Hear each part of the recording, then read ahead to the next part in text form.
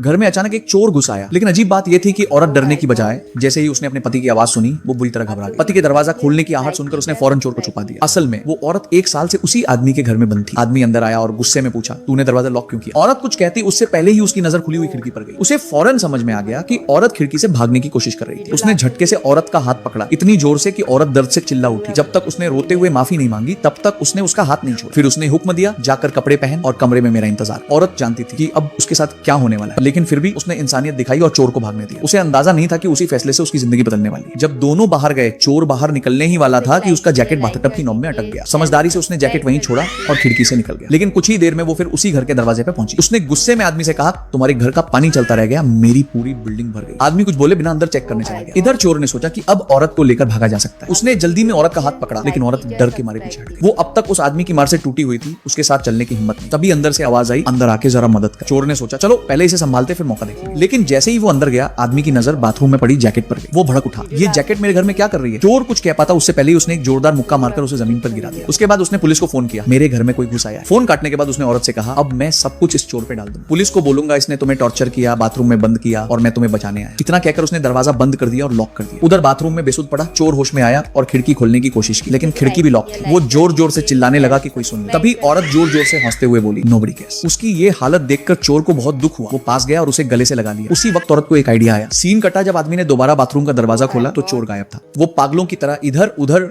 ढूंढने लगा, लेकिन कोई सुराग नहीं मिला। जैसे ही वो औरत के पास पहुंचा और उस पर हाथ उठाने ही वाला था, चोर अचानक बाथटब से बाहर कूद पड़ा और उसे जकड़ लिया। इसी बीच पुलिस पहुंच गई। आदमी ने सोचा पुलिस चोर को पकड़ने आई, लेकिन अगले ही पल पुलिस ने उसी को गिरफ्तार कर लिया घरेलू हिंसा के केस। उसे हथकड़ी लगाकर ले जाते हुए पुलिस ने बताया कि सबूत मिल चुके हैं। औरत चौंक गई। उसने चोर से पूछा, तूने ये सब कैसे किया? उसने जवाब दिया, मैं उन सैकड़ों पड़ोसियों में से एक थी जिसने तुम्हारी चीखें सुनी थी और इस बार मैं चुप नहीं रही।